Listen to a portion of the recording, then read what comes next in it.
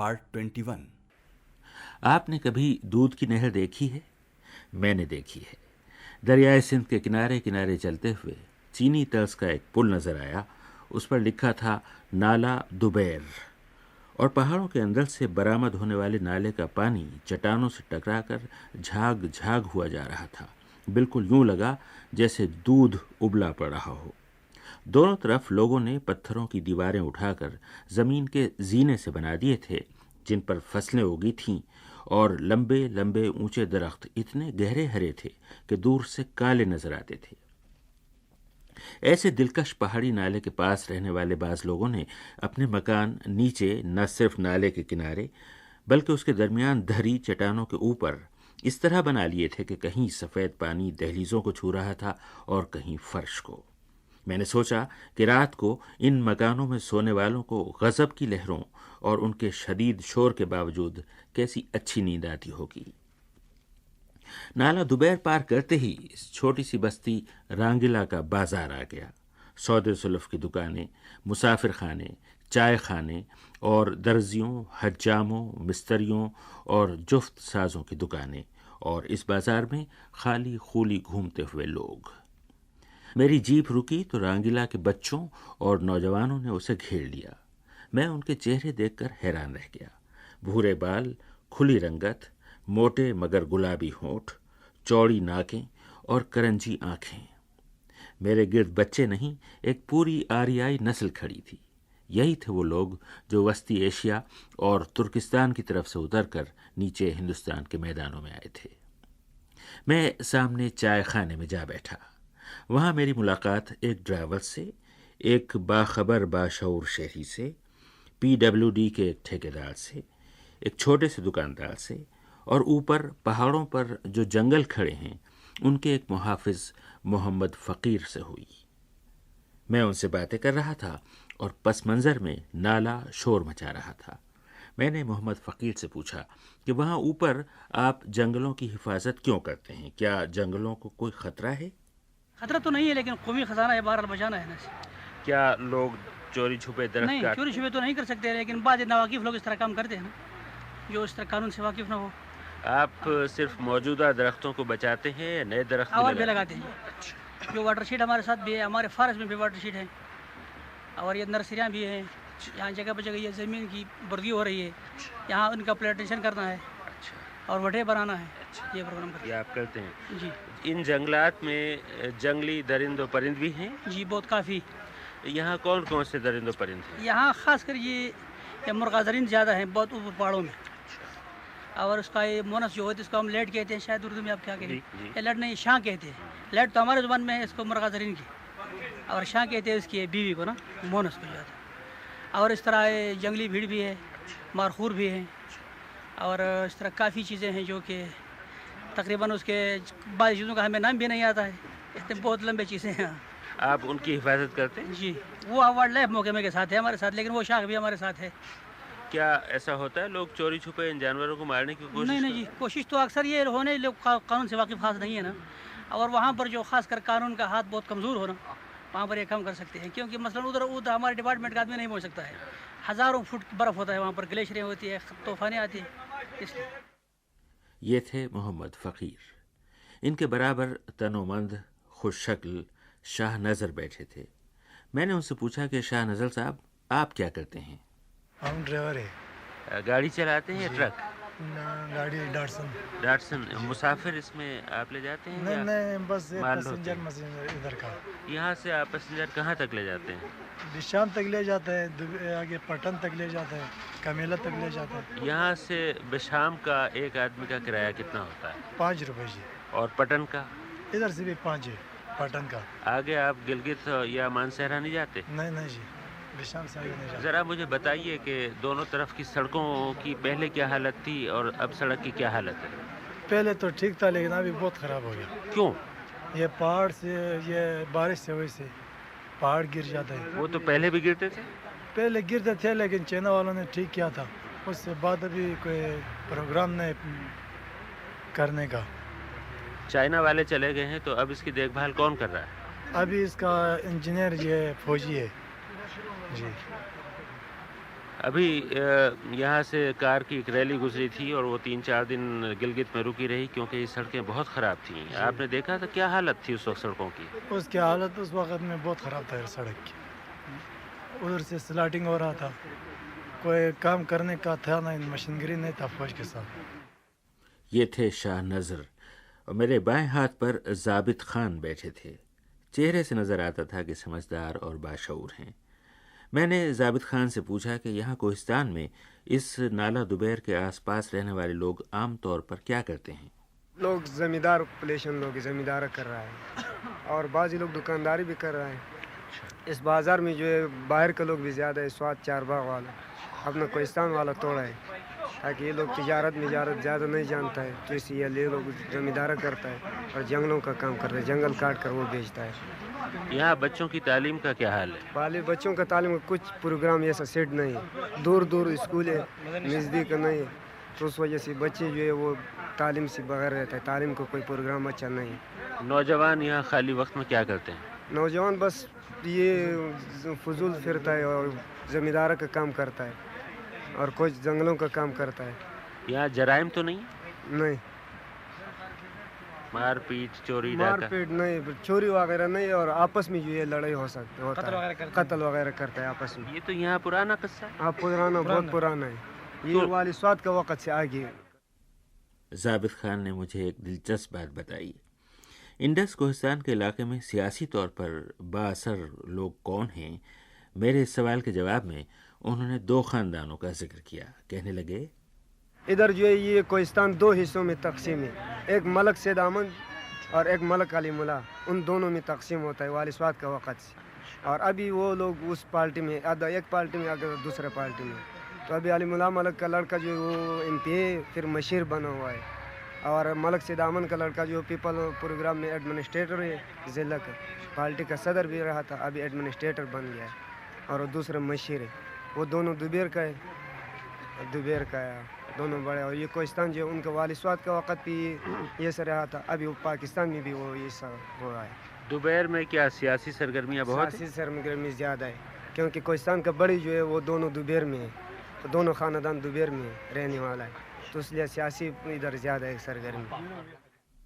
شہر دوبیر اس جگہ سے جہاں یہ نالا ہے تقریباً 25 کلومیٹر دور ہے.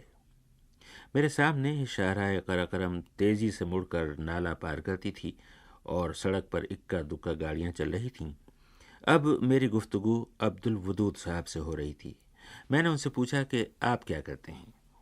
ہم تو یہ PWD میں ٹھیکیداری کاروبار کرتے ہیں. یہ ان سڑکوں اور پلوں کی مرمت سے کوئی تعلق ہے آپ؟ جی جناب. کیا حال ہے سڑکوں کا؟ پہلے کیسا تھا, اب کیسی ہے؟ پہلے سے ابھی اس وقت بہت خراب ہو گیا یہ بڑا روڈ, اور باقی چھوٹے روڈوں پہ تو کوئی توجہ بھی نہیں دیتا. ان کے علاوہ جو ہے نا باقی صحیح تعمیرات بھی کہیں سیٹ نہیں ہے. چائے خانے کے سامنے بہت سے لوگ جمع ہو گئے تھے. میں نے ان میں ایک ہونہار چہرہ دیکھا اور پوچھا, آپ نے تعلیم پائی ہے کیا؟ نہیں, تعلیم نہیں کیا. کیا نام ہے آپ کا؟ عمر خان. عمر خان, آپ کیا کرتے ہیں یہاں کوئی دکان کا کاروبار کرتا ہے. آپ کے بال بچے ہیں؟ نہیں. کتنا کما لیتے ہیں آپ مہینے بھر میں؟ مہینے میں بس 1000-1200 روپے. اور آپ کا اپنا مکان ہے یا والدین کے ساتھ رہتے ہیں؟ اپنا مکان نہیں, والدین کا ساتھ رہتا ہے. 1000-1200 کافی ہے آپ کے لیے؟ ہاں کافی ہے جی, گزارا ہوتی ہے. آپ نے تعلیم کیوں نہیں پائی؟ چہرے سے تو آپ اتنے ہونہار لگتے ہیں, کیوں نہیں تعلیم پائی آپ نے؟ بس پہلے تعلیم ادھر کوہستان والا لوگ اتنے شوق نہیں ہوتے تعلیم کے, نا چھوٹے لڑکے بازار میں, یہ سب بازار کے ماحول ہے نا, تو تعلیم سے مجبور ہوئے, اور بس پھر گزارا ہوتا ہے. اور بس پھر گزارا ہوتا ہے. ان لوگوں کی فکر, ان کے جذبے, ان کے حوصلے بس اسی ایک جملے پر آ کر رک جاتے ہیں. اب میں نالا دوبیر سے آگے چلا. جیپ اترنے لگی, وادیاں کشادہ ہونے لگیں, سڑک کے کنارے زیادہ بستیاں نظر آنے لگیں, اور لوگوں کی وضاقتہ اور چال ڈھال میں جدید تہذیب کی زیادہ نشانیاں دکھائی دینے لگیں کہ چلتے چلتے بشام آ گیا, کوہستان کا آخری شہر. یہاں رونق تھی, بڑا بازار تھا, جدید عمارتیں تھیں, اسکول اور اسپتال تھے, اور محکمہ سیاحت کا شاندار ہوٹل تھا. مگر دریا یہاں بھی کافی نیچے گہرائی میں تھا. बिशाम में एक बुजुर्ग मिले, बड़े खलीक, बिलनसार, पढ़े लिखे और जहाँ दीदा, ऊपर से ऐसे मुहिमजू कि दीनी तालीम पाने के लिए पहाड़ों से उतरे और दिल्ली जा पहुँचे और फिर रोज़गार की तलाश में बर्मा चले गए। वहीं शादी की और सारे बच्चे वहीं पैदा हुए, मगर आखिर जी न माना और तकरीबन 40 बरस की उम्र में बाल बच्चों समेत यहीं पहाड़ों में लौट आए। नाम है उनका मोहम्मद मुस्तबा और कदीम तर्ज का मकान बिल्कुल शाहराए कराकरम के किनारे। मैंने मोहम्मद मुस्तबा साहब से पूछा कि आप जब पैदा हुए तो यहाँ बिशाम में पैदाइश का कोई रजिस्टर होता था? कुछ याद है आपको कि आप कब पैदा हुए थे? जहन पर थोड़ा सा जोर डालते हुए बोले, 1924 में, 1924 और यही इसी बशाम के इलाके विशाख में इलाके का है। आपके बुजुर्ग यहाँ क्या करते थे? ये कोई ऐसे ही तालीम जब पढ़ाता था बच्चों को, कोई अपना जिम्मेदार का काम करते हैं, खेती मवेशी के ऐसे ही काम करता था। आपने कितनी उम्र गुजारी शुरू में बशाम में? मैंने 16 साल 16 इधर हुआ। मतलब ये नौजवानी आपकी। जी।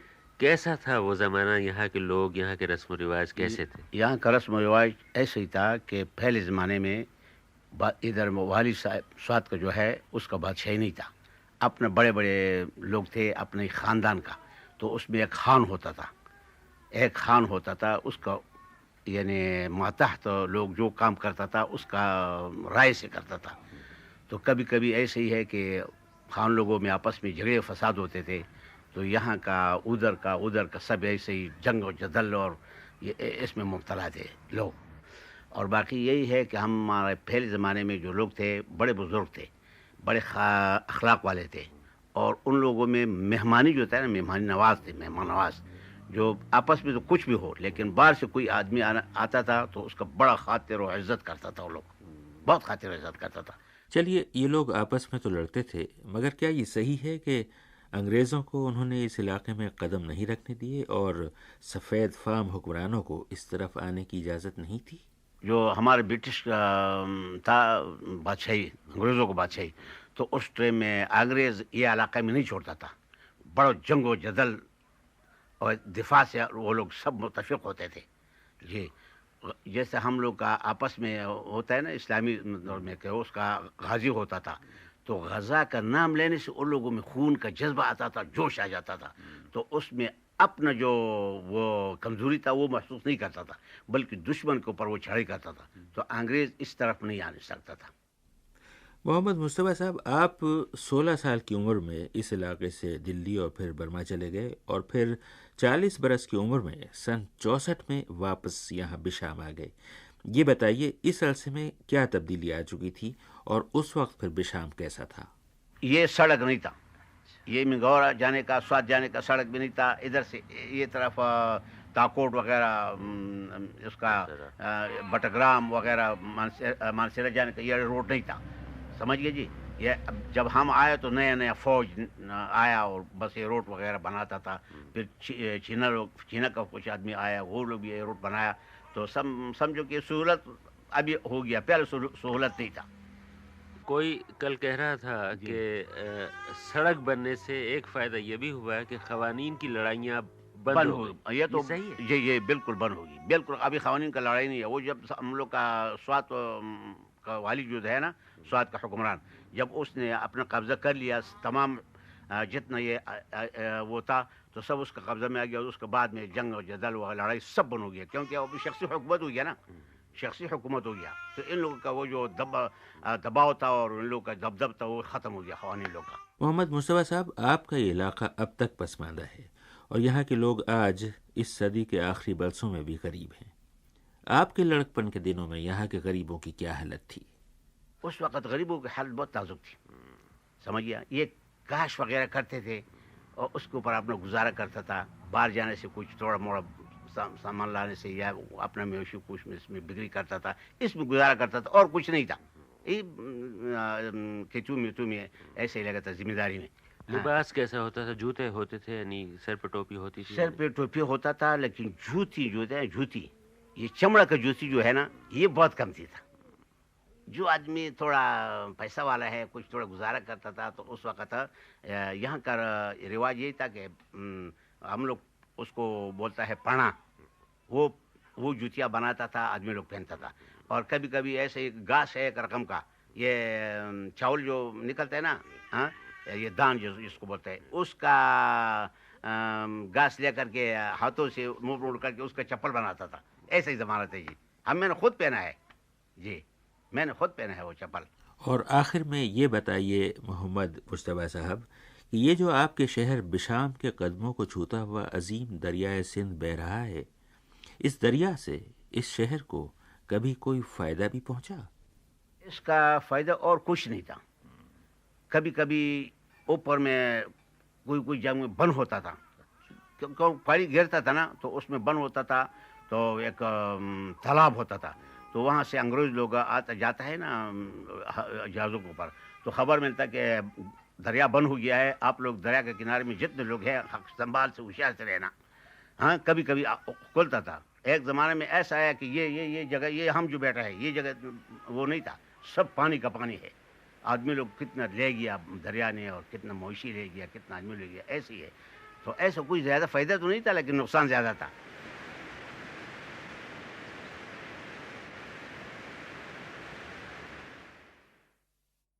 پارٹ 22.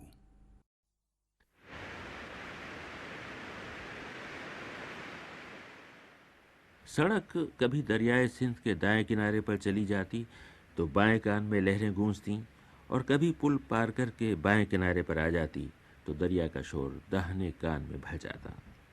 اور اونچے پہاڑوں سے اترنے والی اور گہری وادیوں سے اٹھنے والی ایسی شفاف ہوا کہ جسے نہ کسی انسان نے ہاتھ لگایا ہو نہ کسی جن نے, تن بدن میں اتر جاتی, اور یوں لگتا کہ اگر فردوس روئے زمیں پر ہے تو بس یہیں ہے.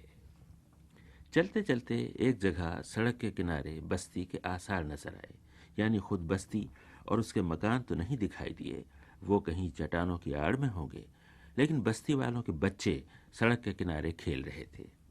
انہیں دیکھ کر میں نے اپنی جیپ رکوائی, اور مجھے دیکھ کر وہ بچے سر پر پاؤں رکھ کر بھاگے. صرف 3 نوعمر لڑکے کھڑے رہے. میں ان کے پاس گیا, ان سے باتیں کیں, اور تب پتہ چلا کہ اس سارے گول میں بس یہی 3 لڑکے ہیں جو اسکول جاتے ہیں اور تعلیم پاتے ہیں. باقی سارے جو وحشی ہرن بن کر ہوا ہوئے, وہ سب کے سب ان پڑھ تھے. خیر, تو تعلیم یافتہ بچوں کے رویے سے خوش ہو کر میں نے انہیں انعام دینا چاہا, اور اپنی جیپ سے سنگتروں کا ایک تھیلا نکال کر ان کو تھما دیا. اگلے ہی لمحے چٹانوں کی اوٹ سے وہ سارا غول نکلا اور جھپٹ کر سنگتروں پر ٹوٹ پڑا. جب میری جیپ روانہ ہوئی تو منظر یہ تھا کہ لڑکے ایک دوسرے سے وہ سنگترے چھین رہے تھے, اور کچلے ہوئے سنگتروں کا رس ان کی انگلیوں سے ٹپک رہا تھا. مگر دلچسپ بات یہ تھی کہ بچے ہنستے جاتے تھے اور شور مچاتے جاتے تھے. میں نے بہت دیکھا کہ ان کا شور سن کر شاید پہاڑیوں کے اوپر سے کسی کی ماں جھانک کر دیکھے, مگر توبہ, کوہستان کے سارے علاقے میں میں نے ایک بھی عورت نہیں دیکھی, ایک بھی نہیں. مگر گاڑی شہر بشام میں داخل ہوئی تو میری آنکھیں پھٹی کی پھٹی رہ گئیں. میں نے 1-2 نہیں, 10-20 نہیں, کم سے کم 150 عورتیں دیکھیں, بے حد باپردہ, دبیز برقعوں کے اندر جیسے قلعہ بند. کسی کا ہاتھ نظر آیا ہو تو آیا ہو, ورنہ کلائی ایک نہ دکھائی دی. نہ کسی کی عمر کا اندازہ, نہ کسی کے سن کا احساس. سب ایک جیسے دبیز برقعوں کے اندر تھیں, لیکن سب مزمحل تھیں, سب کمزور تھیں, اور تب پتہ چلا کہ وہ سب بیمار تھیں. اور تب پتہ چلا کہ مملکت پاکستان کے اس وسیع و عریض کوہستان کے اس علاقے میں لاکھوں عورتوں کے علاج کے لیے ایک بھی لیڈی ڈاکٹر نہیں ہے. بشام جیسے اچھے خاصے بڑے شہر کے سول اسپتال میں 2 سند یافتہ ڈاکٹر تھے, ایک مسلمان اور ایک سکھ, اور بس. حکومت کے اس اسپتال میں عورتوں کے علاج کے لیے کوئی نرس تک نہیں تھی, اور خواتین کا یہ سارا مجمع اس مسیحی شفا خانے کی طرف رواں تھا جو 6000 میل دور ناروے, سویڈن اور ڈنمارک کے لوگوں نے غریبوں کی خاطر اپنے عطیات جمع کر کے قائم کیا تھا، اور بس صرف اس ایک شفا خانے میں صرف ایک خاتون تھیں جو باضابطہ ڈاکٹر نہیں بلکہ سند یافتہ نرس تھیں، اور زحمتیں اور صعوبتیں اٹھا کر اس دور دراز علاقے کی عورتوں کا علاج کرنے کے لیے وہ ایبٹ آباد، پشاور، اسلام آباد، لاہور یا کراچی سے نہیں بلکہ 6000 میل دور ناروے سے یہاں آئی تھیں۔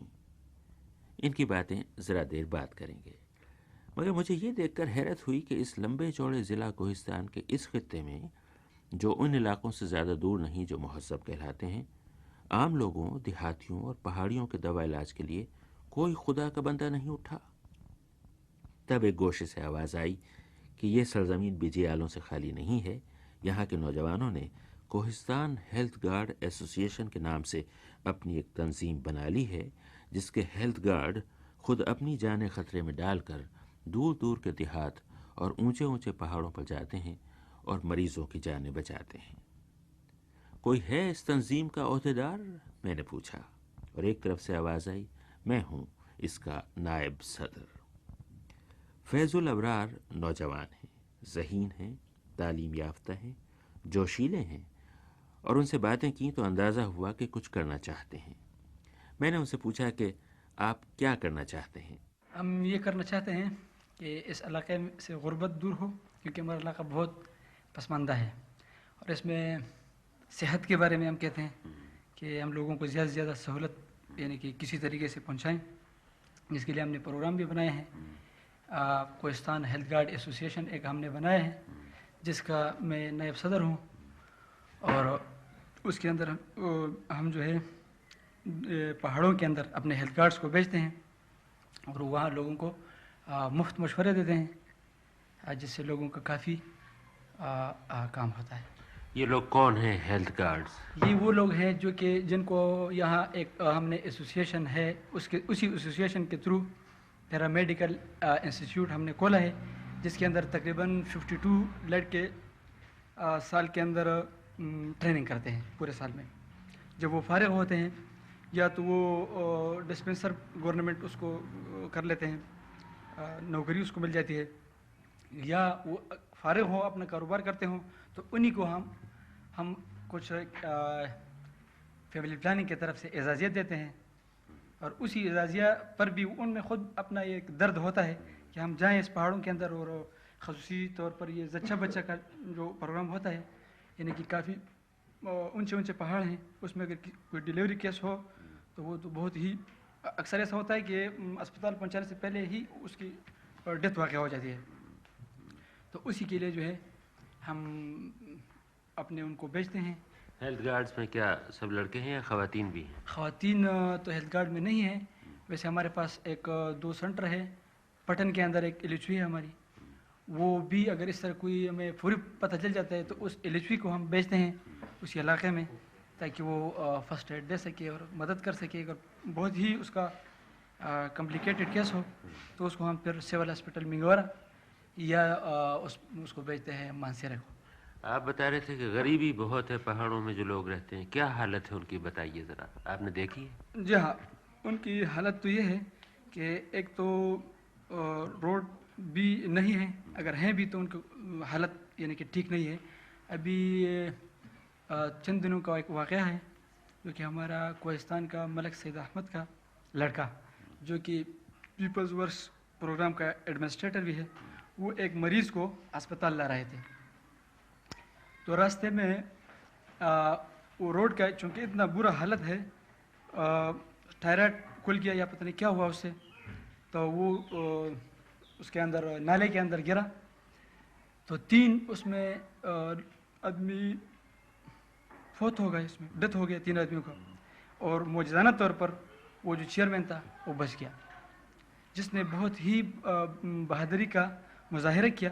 اس کے اندر ایک زخمی کو جو ہے نا وہ بڑے مشکل سے اس نے بچایا، اور پھر اس کو لوگوں نے رسیاں پھینک کر وہ اس کے اندر نالے کے اندر لگا تھا، رسیوں سے پھر ان کو باندھ کر وہ لے آیا۔ یعنی یہ ہمارے علاقے کا یعنی نہ تو روڈ ہے، یعنی کہ صحیح وہ روڈ نہیں ہے، اگر ہے بھی تو اس کا حالت ٹھیک نہیں ہے۔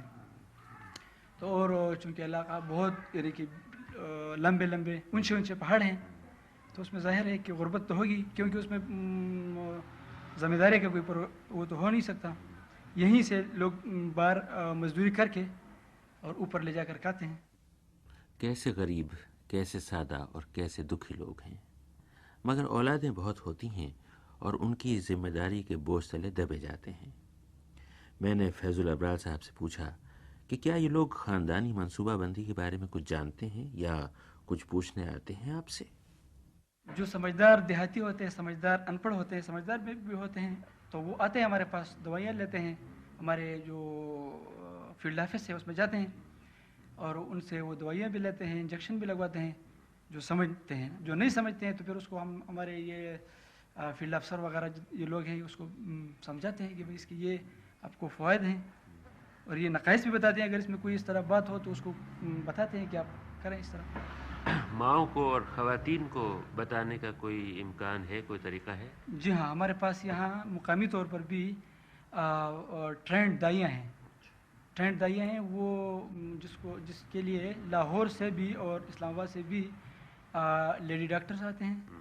وہ اس کو جو ہے نا پورا لیکچر دیتے ہیں ہفتے کا، تو وہ سمجھ جاتی ہیں. وہ پھر وہ خود بھی ان پڑھ ہوتی ہیں، پھر ان کو ان پڑھوں کو سمجھانا بہت آسان ہوتا ہے.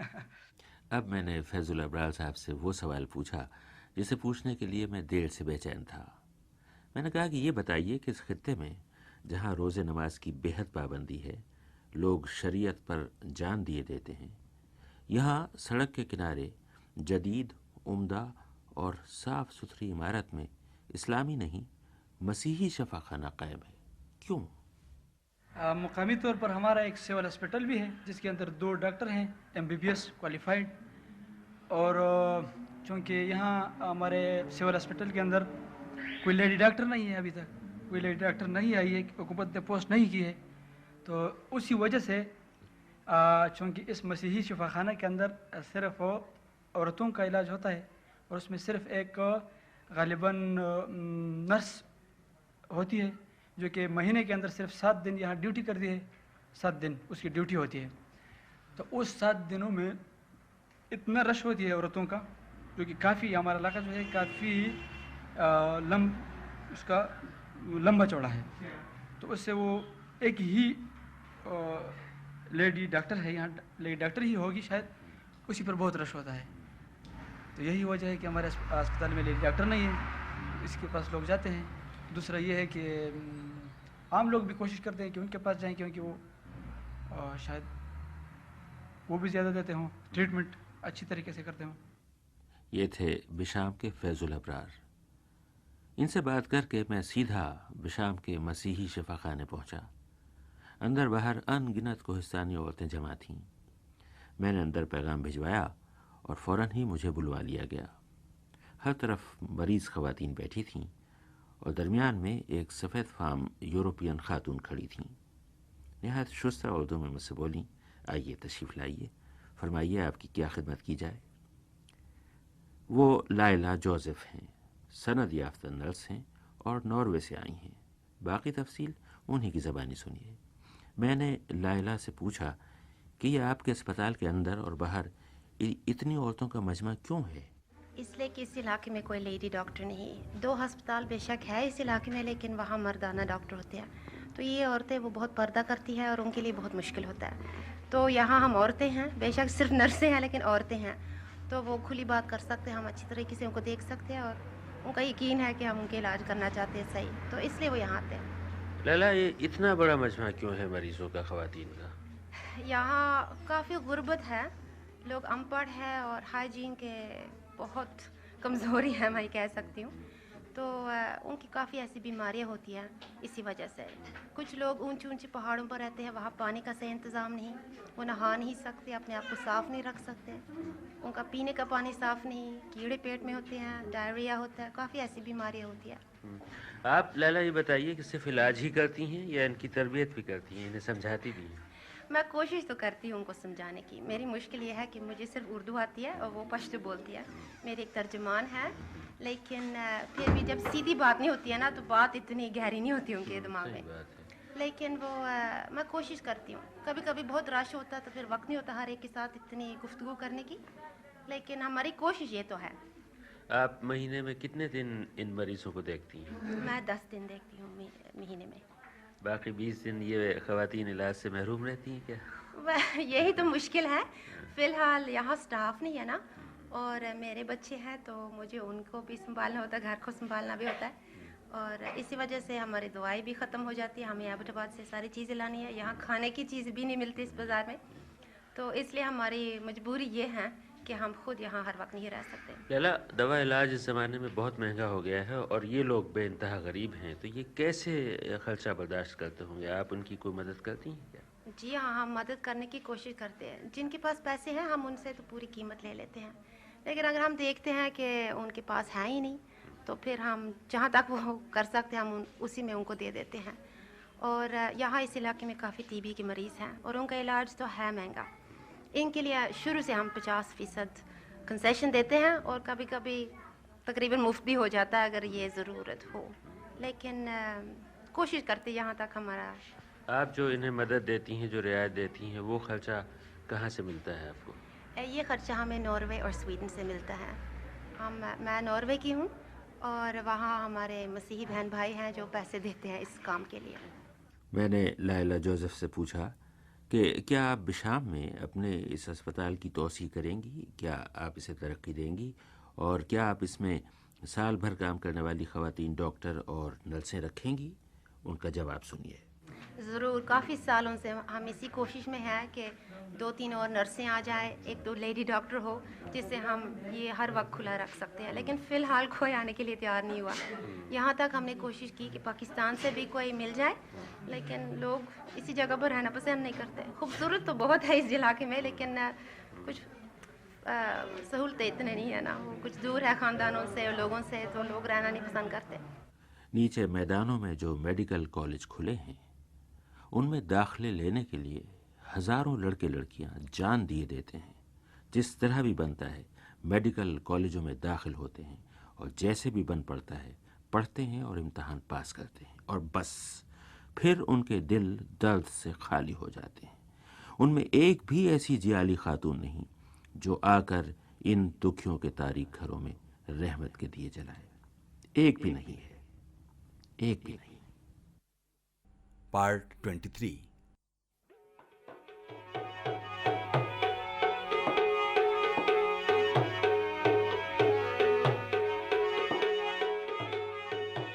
کوہستان کا علاقہ ختم ہوا. دریا اور سڑک دونوں نیچے اترنے لگے. وادیاں ہتھیلیوں کی طرح پھیلنے لگیں. ننگے پہاڑوں کی جگہ سرسبز پہاڑ اور چیڑ کے جنگل آ گئے. گویا ہم اس جگہ پہنچ گئے جہاں بارشیں لے کر بادل بھی پہنچ جاتے ہیں اور جہاں ہمالیہ ان کا راستہ نہیں روکتا. ہوا میں چیڑ کے درختوں کی خوشبو گھلنے لگی. پہاڑی ہوا آہستہ آہستہ میدانی ہوا میں تبدیل ہونے لگی. پاکستانی اور چینی انجینئروں کے بنائے ہوئے شاہکار یعنی اس شاہراہ قراقرم کا یہ حصہ ثابت اور صحیح سلامت تھا. اب راہ میں وہ بڑا سا پل آیا جس پر ہم نے دریائے سندھ کو یہاں پہاڑوں میں آخری مرتبہ پار کیا. اب منظر بدلا. کوٹ پتلون پہنے ہوئے لوگ, نئی نئی موٹر گاڑیاں, بچے اور یہاں تک کہ ان کی مائیں بھی نظر آنے لگیں. اور ذرا دیر بعد شہر تھاکوٹ کے ہوٹلوں کی چمنیوں سے اٹھتا ہوا دھواں بھی دکھائی دینے لگا. اگلے ہی لمحے ہماری جیپ تھاکوٹ کے بازار میں داخل ہوئی اور پکی سڑک سے کچے کنارے پر اتری تو پہاڑی مٹی اس کے ٹائروں تلے چرچرانے لگی. یہاں خوب رونق تھی. دکانیں کھلی ہوئی تھیں, ہوٹل گاہکوں سے بھرے ہوئے تھے اور لوگ بیکار نہیں بلکہ مصروف نظر آ رہے تھے.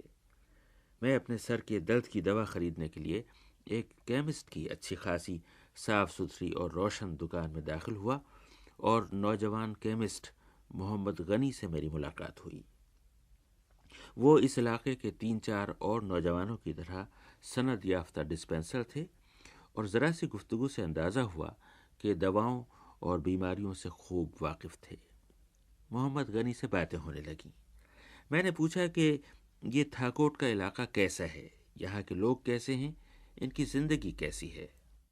جناب تھاکوٹ جو ہے یہ ایک غریب علاقہ ہے, نہایت غریب علاقہ ہے. यहाँ पर लोग जो है वो अक्सर पहाड़ों में रहते हैं। ताकोट में पानी जो है दरिया सिंध के बगैर वो बहुत कम मिलता है। लोग खेती बाड़ियों पर गुजारा करते हैं जी।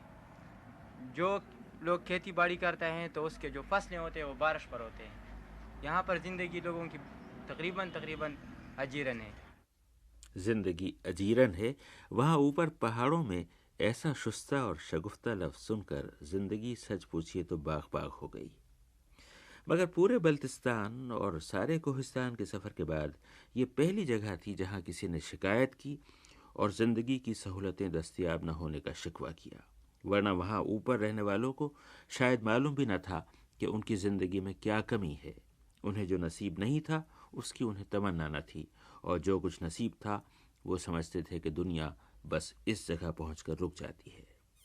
मैंने मोहम्मद गनी साहब से पूछा कि अब तो आपके इलाके में शानदार शाहराए कराकरम निकल आई है और आप पूरे पाकिस्तान से जुड़ गए हैं, इस सड़क के खुलने से कुछ फ़र्क आया?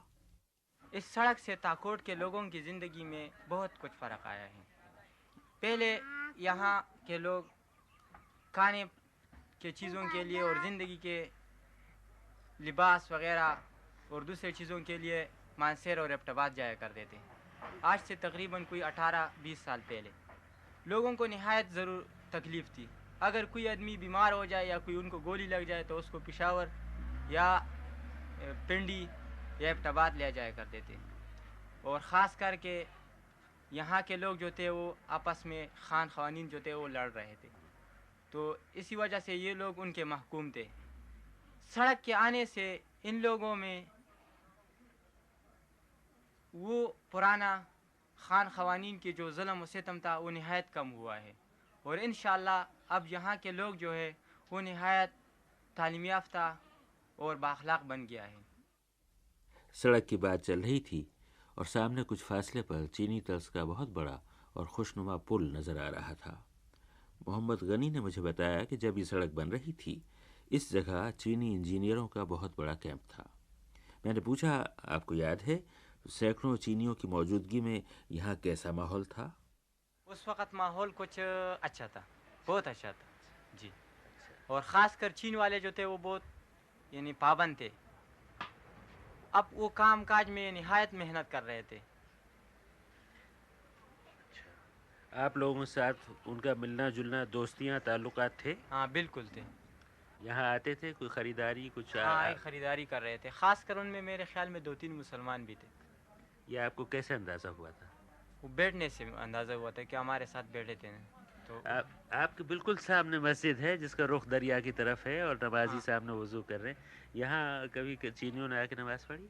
हाँ, चीन के जो मुसलमान जो हज के लिए जो आज जाते हैं ना, वापसी पर और यहाँ से जाते वक्त वो जब नमाज का टाइम होता है तो वो लोग यहाँ पर नमाज पढ़ते हैं ताकोट में।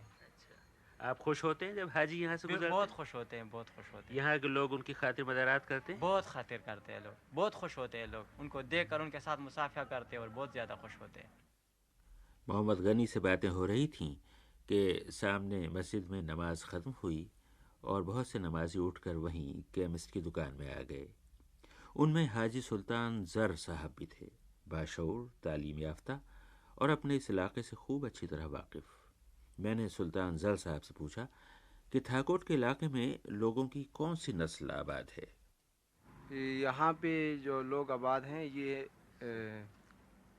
कहलाते हैं यूसुफजई पठान, और इसके बाद इसका सेक्शन है स्वाती। तो ये लोग बहुत पहले, काफ़ी अरसा पहले, कई सदी पहले जो है स्वात से माइग्रेट होकर इस तरफ आए हैं। तो यहाँ भी काफ़ी अरसे से यहाँ के रहने वाले हैं, और मादरी ज़ुबान यहाँ की जो है ये पश्तो है। हाजी सुल्तान ज़र साहब इन यूसुफजई पठानों के रस्म व रिवाज और इनके कबायली निज़ाम के बारे में बता रहे थे। कहने लगे, हाँ, यहाँ कबीले को जो है निमकाई के नाम से याद किया जाता है।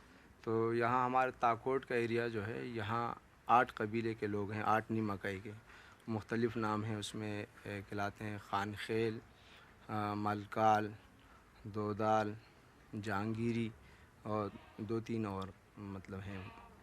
तो यहाँ के बाशिंदे जो हैं, यहाँ की ज़्यादातर इनका बसर गुज़र जो है वो ज़मींदारी के ऊपर है, और अब साथ साथ में जो है लिखाई पढ़ाई का भी इंतज़ाम है। यहाँ पे हाई स्कूल हैं, प्राइमरी स्कूल्स हैं यहाँ पे नहाई इलाक़ों में, और हॉस्पिटल भी है।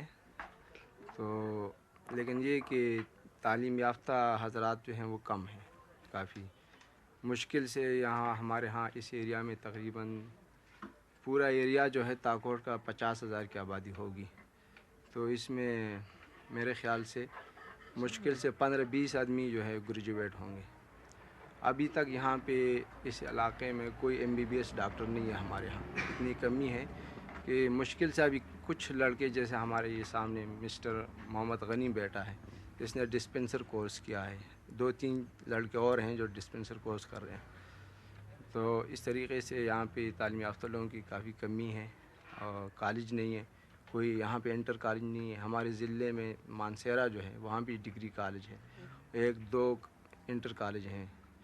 इस लिहाज से हम चाहते हैं कि हमारे यहाँ पे कॉलेजेस का इंतज़ाम किया जाए, और डिग्री कॉलेज का, लड़कियों का स्कूल नहीं है कोई, न प्राइमरी सतह पे मुश्किल से अभी एक स्कूल खुल गया है मेरे ख़्याल से, इससे पहले कोई लड़कियों का स्कूल नहीं है, कोई कंपाउंडर लड़की नहीं है हमारे यहाँ। तो इस तरीके से काफ़ी हमारा इलाका जो है पसमानदा है, और ये शारा रेशम जब यहाँ से गुज़र गया है इसकी वजह से जो है अभी डेवलप हो रही है यहाँ पे इलाका, जो एरिया जो है मुख्तलिफ इधर उधर सड़कें निकल रही हैं, राबता सड़कें, लेकिन अभी काफ़ी कमी है। बात कबीलों से शुरू होकर अस्पतालों और स्कूलों तक पहुँच गई। मैंने सुल्तान जल साहब से पूछा कि चलिए स्कूल तो हैं, ये बताइए कि उनमें पढ़ने के लिए बच्चे भी हैं? पहले जब हम लोग पढ़ते थे उस ज़माने में मुश्किल से यहाँ भी 40 लड़के थे, 74 में जब हमने मैट्रिक किया। इस बात ये पोजीशन है कि हमारे स्कूल जो है वो स्कूल में कमरे भी ज़्यादा हो गए हैं, लेकिन अभी बच्चे उसमें नहीं समा सकते, और जो हमारे इर्द गिर्द के प्राइमरी स्कूल जितने हैं उससे अभी ये हाल है कि जो चौथी पास करके लड़के 5वीं में आए तो यहाँ पे कोई जगह नहीं, उनको वापस भेज दिया गया। तो इसी तरीके से अब लड़के, बेरोज़गारी भी बढ़ रही है यहाँ पे, लाजमी बात है। अब जितने जैसे 50 लड़के मैट्रिक पास करके निकल जाते हैं, मुश्किल से 4-5 लड़कों को अगर रोज़गार यहाँ पे मिल जाता है, उसके बाद लड़के जो हैं वो मजबूरन शहरों का रुख कर लेते हैं, पेशावर, लाहौर, इस्लामाबाद और कराची।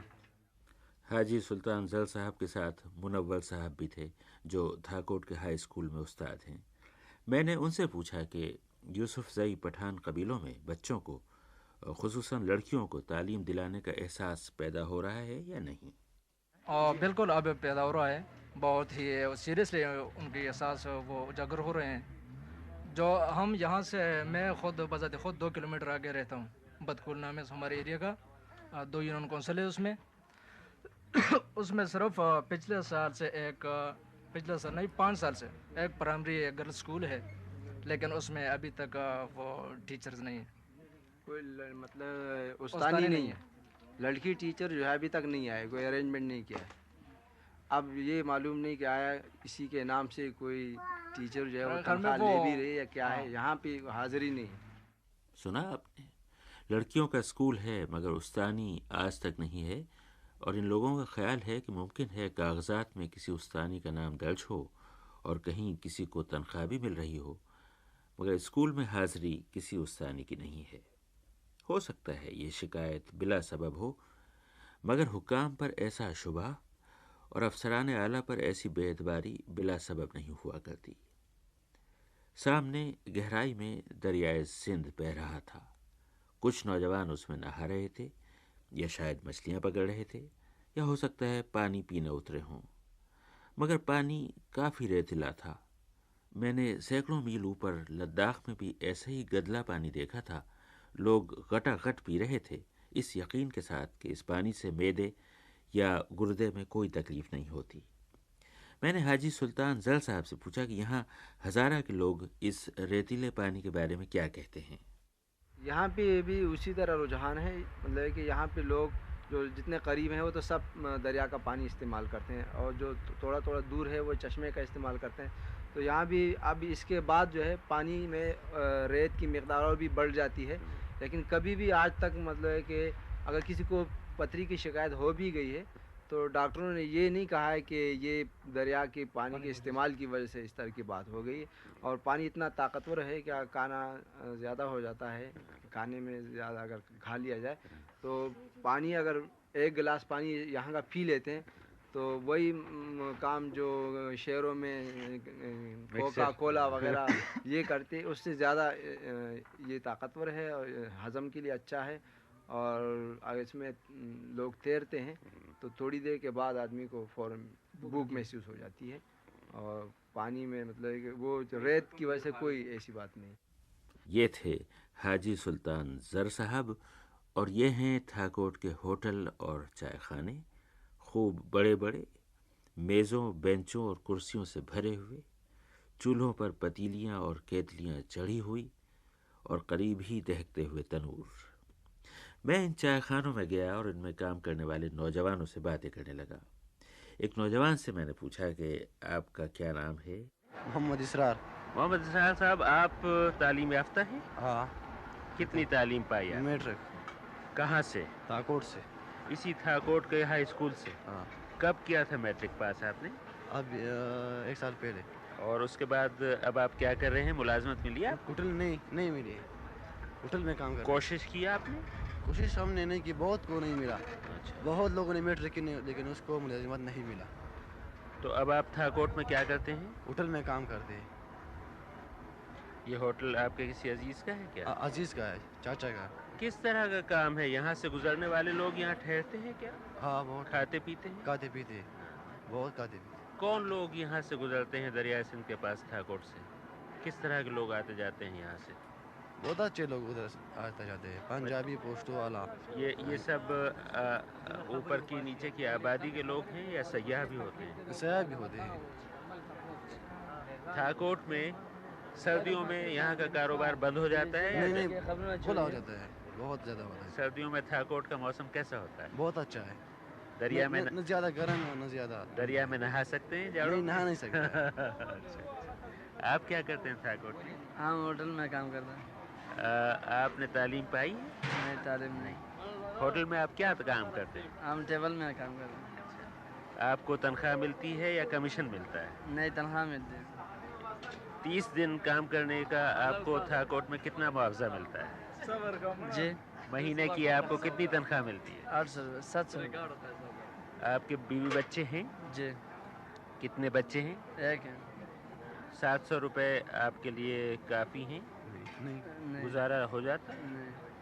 کتنی تنخواہ آپ کا خیال ہے ٹیبل مین کو کم سے کم کتنے پیسے ملنا چاہیے؟ بس تقریباً 1000-1200 بس۔ آپ کا اپنا مکان ہے یہاں؟ مکان ہے۔ کتنا بڑا مکان ہے آپ کا؟ بس چھوٹا ہے، گزارے کر۔ یہاں سے آپ کے ہوٹل سے قریب ہے یا دور ہے؟ بس دور ہے۔ اوپر ہے کہیں؟ اوپر الائی میں۔ آپ کی شادی کو کتنا عرصہ ہوا؟ شادی کا تقریباً 4 سال میں۔ کیسی ہے آپ کی دلہن؟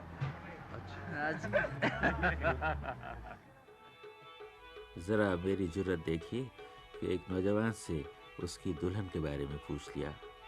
یہی بات اوپر پہاڑوں میں کسی کوہستانی سے پوچھی ہوتی تو شاید آپ یہ پروگرام نہ سنتے، میرے بارے میں کوئی ہولناک خبر سنتے۔ مگر جیسے بھی ہیں، اچھے ہیں وہ لوگ بھی۔ اب مجھے اجازت دیجیے، خدا حافظ۔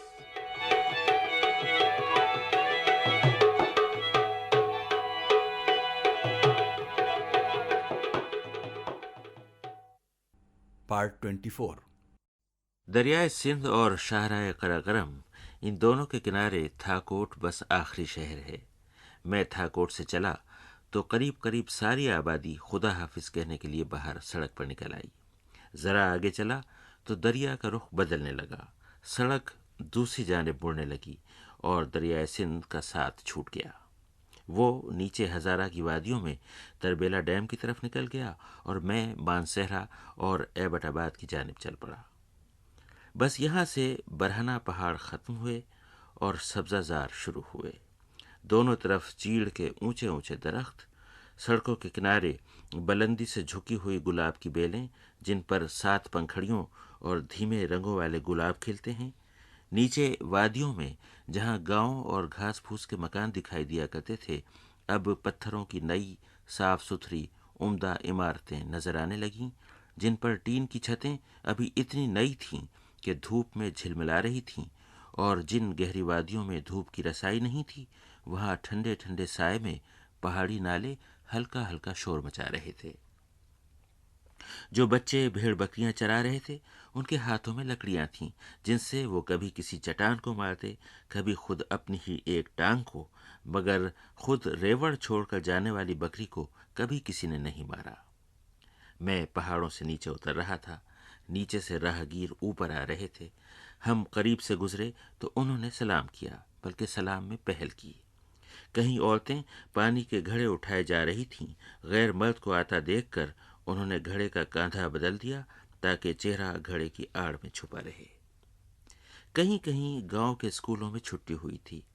मलेशिया की वर्दी, पट्टू की टोपी और किरमिच के जूते पहने सैकड़ों बच्चे खुशी खुशी घरों को लौट रहे थे। जो बच्चे नजर नहीं आ रहे थे, उनके शोर से उनकी खुशी टपकी पड़ती थी। रफ्ता रफ्ता दरिया का शोर मध्यम पड़ गया और चीड़ की ऊंची शाखों में ठंडी हवा सरसराने लगी कि अचानक सड़क के किनारे बैठे हुए एक बुजुर्ग के गाने की आवाज सुनाई दी। के आदमी अल्लाह ने आप पसंद किया है, आदम पैगंबरी अल्लाह ने आप पसंद किया है। पैगंबर जो भी आया नूर का तजल्ला अल्लाह का रसूल है कि आखिरी ज़माना को। ये नीला छंग का इलाका था। सड़क के किनारे एक चाय खाने के सामने चारपाइयों पर बैठे हुए लोग निहायत गंदी प्यालियों में निहायत बदरंग चाय पी रहे थे, और सामने सड़क के दूसरे किनारे पर बैठे एक बुजुर्ग गाने में मसरूफ थे। खूब था उनका गाना। इंसान की तख्लीक से शुरू हुआ और किस्सा यूसुफ और जुलेखा की तरफ निकल गया कि अचानक उन्होंने नारे अल्लाहू भी बुलंद किया। है के माई जो देखा के थी रबा रे मिस्र शेर की अकुमियानी के मेनू मिले यला यूसुफ पैगंबरे कला के हज़रत जी सा पैगंबर, हज़रत जी सा पैगंबर बीबी मरियम को बेटा के मरियम बेटी किसकी है। अल्लाहू शायद तमरे मुल्तनी फकीरा फकीर दो से अल्लाह को। मैं बुजुर्ग के करीब गया और उनसे पूछा, बाबा आपकी उम्र कितनी है? कहने लगे, मुझे छोड़ो और ज़मीन की फ़िक्र करो, वो बहुत तेज़ी से बूढ़ी हो रही है। और ज़मीन की फ़िक्र किसे नहीं, ये तो ज़मीन ही की फ़िक्र करने का ज़माना है। यही सोचता हुआ मैं अपने अगले पड़ाव पर पहुंचा तो देखा कि लोगों ने ज़मीन की दीवार उठा दी है और दो पहाड़ों के दरमियान तीसरा पहाड़ खड़ा करके मेरे दरिया का रास्ता रोक दिया है। ये तरबेला डैम था, पाकिस्तान के सबसे बड़े दरिया पर खड़ा हुआ सबसे बड़ा डैम, और इसके पीछे दरिया का पानी जमा था। सच पूछिए तो तवानाई का बड़ा खजाना जमा था। मैं सोचने लगा कि यहाँ तरबेला से वहाँ ऊपर स्कर्दू तक पानी कैसा बिखरा हुआ था। उसकी तवानाई इकट्ठा कर ली जाए तो खुदा जाने क्या हो। इस पर मुझे मशहूर तारीखदां डॉक्टर अहमद हसन दानी की बात याद आ गई। वो एक मरतबा एक जर्मन माहिर को थाकोट से स्कर्दू तक ले गए। माहिर ने जो दरियाए सिंध को चट्टानों से सर टकराते देखा तो दानी साहब से जो कुछ कहा वो उन्होंने मुझे भी बताया। और वो कहता है कि अल्लाह ताला ने आपको इतनी नेमत दी है, आप इसको इस्तेमाल नहीं करते। इसमें तो इतनी ताकत है इस इंडस रिवर के पानी में कि आप चाहें तो पूरे पाकिस्तान को और पूरे वस्त एशिया को बिजली मुहैया कर सकते, पावर मुहैया कर सकते, अगर इसको एक्सप्लॉइट किया जाए। और जिस किसी ने दरियाए सिंध को देखा है, इसकी तवानाई का अंदाज़ा लगाने के लिए उसका माहिर होना ज़रूरी नहीं। बरहाना आँख बता देती है कि इसकी क़ुव्वत को समेटा जाए तो पूरी सरज़मीन की झोली भर जाए। खैर, ये लंबी बहस है। तरबेला डैम तक पहुंचने के लिए मैं सिक्योरिटी के मरहलों से गुजरा। नाम, वल्दियत, कौम, सुकूनत, ये सब दर्ज करा के ऊंची नीची पहाड़ियों में बल खाती सड़कों से गुजरकर मैं उस जगह पहुंचा जहां सामने तरबेला डैम खड़ा था। वो मंजर देखा तो जा सकता है, बयान नहीं किया जा सकता। डैम के ऊपर से गुजरकर मैं उस जगह पहुंचा जहां से डैम के नज़ारे का एहतमाम किया गया है। बाग लगे हैं, फूल खिले हैं, चाय खाने में पश्तो रिकॉर्ड बज रहे हैं और बाप अपने बच्चों को कांधों पर बिठाए तरबेला डैम दिखाने ला रहे हैं। वहाँ बहुत से लोगों से मुलाकात हुई। उन्हीं में मुमताज़ हसन भी थे, जो सन 79 से सन 81 तक तरबेला डैम की तामीर के काम में खुद भी शरीक थे। मैंने मुमताज़ हसन से पूछा कि जब ये डैम पूरा हुआ, इसका सारा काम ख़त्म हुआ और जैसे मुसव्विर पीछे हटकर अपनी बनाई हुई तस्वीर देखता है, वैसे ही इसके मेमारों ने पीछे हटकर इसे देखा होगा। उस रोज़ यहाँ काम करने वाले हज़ारों लोगों की क्या हालत थी। उस वक्त लोगों के तासुरात तो कुछ खुशी से हमकिनार थे, और जब यहाँ से TGV कंपनी, डेलिंगम कंपनी और एक दूसरा डीको कंपनी था, जब उन्होंने अपना काम कंप्लीट किया और वो जा रहे थे, तो मैंने देखा कि बड़े बड़ी गाड़ियों पर ये मशीनरियाँ लाद के उन्होंने वापस ले जाते।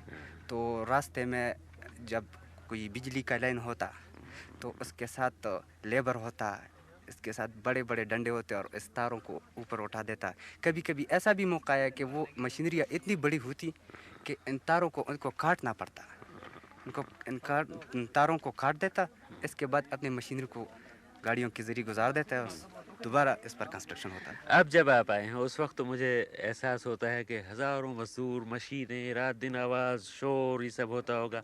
अब क्या मंजर आपने देखा है? ये है कि उसी वक्त जब फ्राइडे को जब हम रिफ़्रेशमेंट के लिए गाज़ी चले जाते, उधर 2 सनमाया हम किसी टेम फिल्म देखने के लिए जाते, तो ऐसा भी मौका है कि हमने देखा है कि एक खाली मैदान है, और जब हमने वहाँ फ़िल्म देख के वापस आना था हमें, तो मैंने देख लिया कि एक बड़ा कारखाना लगा हुआ है घंटों में, बिल्कुल घंटों में, इतना जल्दी और ऑटोमेटिक काम हो रहा था इस पर। तो यही मनाज़र लोगों के लिए दिलकशी का बाइस भी बनता, और वैसी ही खुशी महसूस हो रही थी लोगों को।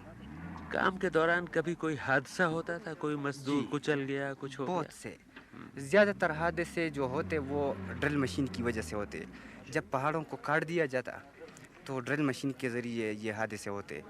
ये ड्रिल जो होता वो फेल हो जाता है या कभी कंट्रोल से बाहर हो जाता, तो इसके ज़रिए बहुत से लेबर ऐसे थे, बहुत से हादसे इसी तरह हुए थे कि इसमें बिजली के करंट लगे हुए थे। वेल्डिंग के दौरान जब वो वायर बिछा हुआ था तो इसके साथ वो करंट आता और इस करंट के ज़रिए लोग हलाक मर जाते जी। और कुछ ऐसे भी हादसे हुए हैं कि पहाड़ फट जाने से, उनके तोड़े गिरने से कुचल गए थे। इसी तरह इसमें बहुत से ऐसे हैं कि इसमें लापता हो गए हैं। बहुत से लोग मैंने उसी टाइम देखे हैं ऐसे कि डैम के पानी में गिर कर बस इसी तरह अदम पता हो गए हैं। यहाँ तक मैंने देखे हैं कि जब ये स्पिलवे है ना, यहाँ को चालू कर देता और फिर इसको बंद कर देता, तो मैंने बड़े बड़े मछलियों को देखा कि टुकड़े टुकड़े हो गए हैं और पत्थरों में मैंने पाए हैं इसी तरह। ये थे मुमताज़ हसन। वहीं मेरी मुलाकात ज़िला सोआबी के मुश्ताक अहमद साहब से हुई। ज़िला सोआबी का इलाका डैम से नीचे है। मैंने उनसे पूछा कि इतना बड़ा डैम बनने के फ़ायदे तो बहुत हैं, इससे क्या कुछ नुकसान भी हुआ है? नुकसान तो यही हैं कि इब्तदाई मराहल से लेके आज तक जो बेसिकली पुरानी आबादी है तो उसमें सीमोथोर और कोई सिलिकेट किस्म की बीमारी पैदा हुई लंटर टाइप से। बाकी यहाँ की फसलें जो हैं तो वो भी काफ़ी हद तक मुतासर हो चुकी हैं, जो कि गवर्नमेंट ऑफ पाकिस्तान इब्तदाई दौर से अभी तक वो कोशिश कर रही है कि यहाँ से सीमोथोर ख़त्म हो जाए। नीचे जो बस्तियाँ हैं दरिया के किनारे किनारे, डैम बन जाने से वो मुतासर हुई हैं क्या? नहीं, यही तो मुतासर नहीं हुई। इब्तदाई दिनों में ये लोग ज़हनी तौर पे काफ़ी हद तक डर गए थे और कई दफ़ा हंगामे के तौर पे यहाँ से भागने की कोशिश की थी, मगर अब तो वो सुकून से रह रहे हैं। वैसे उनको ये प्रोपेगेंडा दिया जा रहा है कि अगर लड़ाई हुई किसी के साथ तो ये एयर फाइटिंग में बम्बिंग से फाइट हो जाएगा, मगर फिर भी लोग कहते हैं कि नहीं, हम इसका अपना इंतज़ाम करेंगे, एंटी एयरक्राफ्ट वगैरह गन लगा के हम अपना बचाव कर सकते हैं। आपको पता है कि नीचे एक और डैम बनाना चाहते हैं, कालाबाग डैम। आप क्या महसूस करते हैं? आप उसका मुताला करते रहे हैं, आपका ख्याल है बनना चाहिए? मेरा ख्याल ये है कि मेरे साथ कई सर्वेयर्स मिले हैं तो उनको मेरा अपना ये है कि कालाबाग डैम बन जाए। وہ تو ایک اور بات ہے کہ کئی سیاسی لیڈر ابتدا میں اس کے خلاف آواز اٹھاتے رہے. اس کی وجہ یہ ہے کہ ہمارے ملک میں بجلی کی انتہائی درجہ کمی ہے اور ابھی بھی ہم لوڈ شیڈنگ سے کافی حد تک متاثر ہوتے ہیں. تو چیز یہ ہے کہ وہ بننا چاہیے. باقی یہ ہے کہ وہ کچھ ٹیکنیکل سوالات تھے اس میں, تو وہ انہوں نے پرابلم حل کر دیا ہے کہ وہ کہاں تک واٹر لیول آتا ہے, کہاں تک نہیں آتا. اور بہرحال اگر واٹر لیول زیادہ بھی ہے تو یہ لازمی نہیں ہے کہ ہم اسی علاقے میں رہیں, ہم پاکستان کے کسی خطے میں بھی رہ سکتے ہیں. یہ تھے مشتاق احمد صاحب جو کالا باغ ڈیم کی تعمیر کی خاطر اپنی زمینیں چھوڑ کر جانے کے لیے تیار ہیں. اور یہ ہے وہیں موجود ایک جذباتی نوجوان جو کالا باغ ڈیم کی تعمیر کا سخت مخالف تھا. میں نے پوچھا, آپ کیا کہتے ہیں, کالا باغ ڈیم نہ بننا چاہیے؟ نہیں بالکل جی, اس طرح کے یہ یہ سارے علاقے جو ہے کالا باغ ڈیم خاص تو ہمارے سارا میدان جو ہے پانی پانی ہوگا. اور بالکل تو ہم یہ سرحد کے جو پٹھان لوگ یہ پر بالکل جس طرح فقیروں کے اپنے گوتھری کچھ بن کے لے جائے دوسرے سندھ کو یا اور دوسرے کس طرح ماجر بن کے دوسرے صوبے میں پھر چلے جائے. اگر حکومت ہمارے کالا باغ ڈیم بناتے ہیں تو پھر یہ اس طرح کے کہ پٹھانوں کو پاکستان سے بھی نکالے. کالا باغ ڈیم بننا چاہیے, کالا باغ ڈیم نہ بننا چاہیے. جہاں تک یہ دریا چلا وہیں تک یہ بحث بھی چلی. اور اب میں واپس چلا. ڈیم سے اتر کر میں دریا کے کنارے کنارے چلنے لگا. اس علاقے کے باشندوں نے برسہ برس یہ ڈیم بنتے دیکھا ہوگا, اس کی تعمیر میں ہاتھ بٹایا ہوگا اور اس کی تعمیر سے فیض اٹھایا ہوگا. وہیں دریا کے کنارے ایک چھوٹا سا گاؤں ملا جس کا نام جموں تھا, اور وہیں ایک شفاخانہ نظر آیا جس میں مریض قطاروں میں بیٹھے تھے اور ایک ڈاکٹر صاحب ان کا معائنہ کر رہے تھے. یہ نوجوان ڈاکٹر بہادر شیر خان تھے.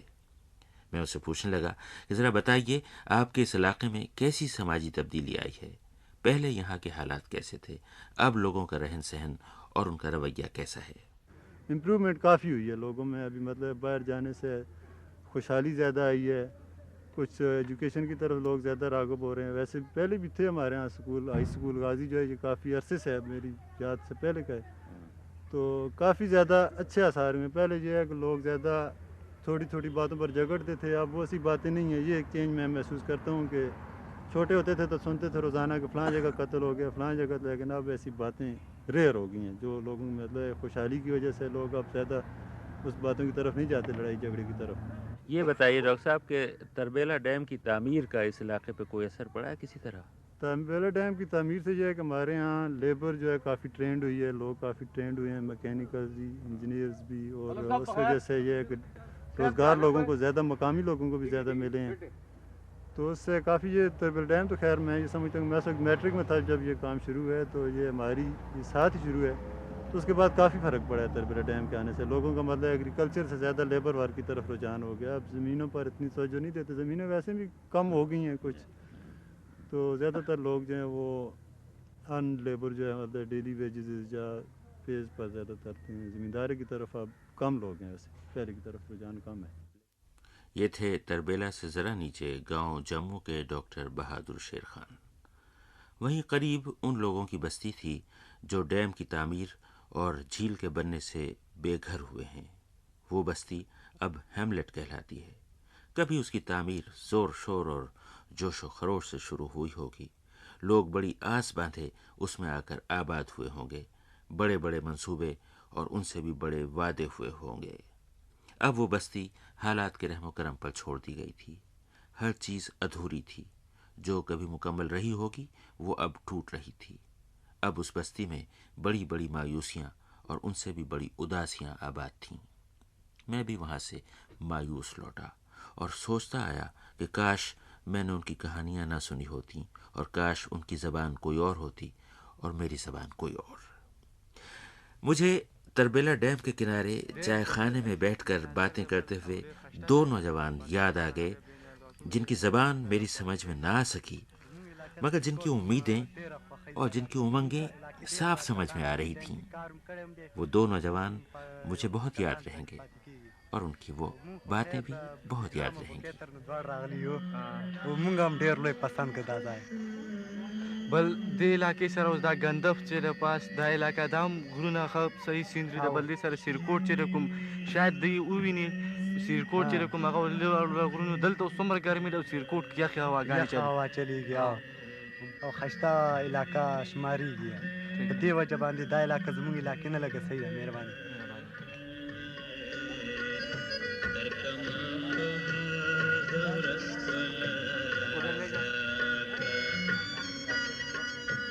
Come on,